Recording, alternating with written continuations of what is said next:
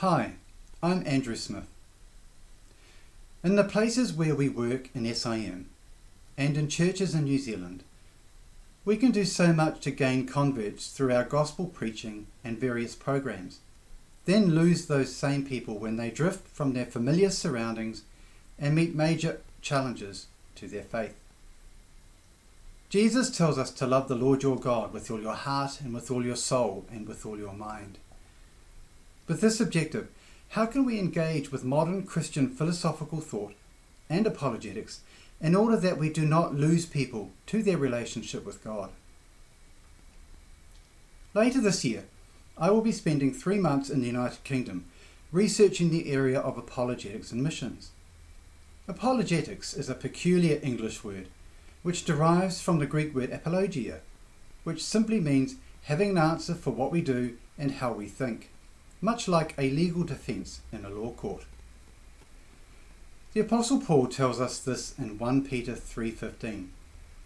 But in your hearts, revere Christ as Lord. Always be prepared to give an answer to everyone who asks you to give the reason for the hope that you have. But do this with gentleness and respect. Young adults can move to Western universities from the African, Asian and South American context, and when their faith is challenged, they may find they do not have the tools and support to maintain their Christian faith. For example, what happens when a student who has been involved in an Ethiopian church all her life goes to a university in England and encounters arguments and philosophy that are new to her and appear enticing and end up breaking down her faith?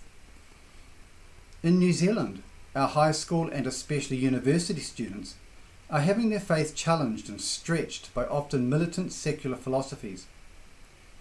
We read that 70% of our young adults lose their faith when in tertiary education. Over 50s are also struggling with the big questions of life as they enter middle age. Crucially, parents need help to navigate through the questions their young people ask.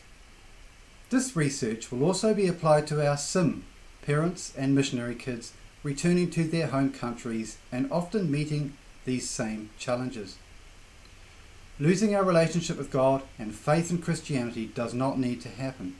I believe we can provide better tools and support for people who are about to encounter and who do encounter these big questions of life, and to help them in their personal relationship with God.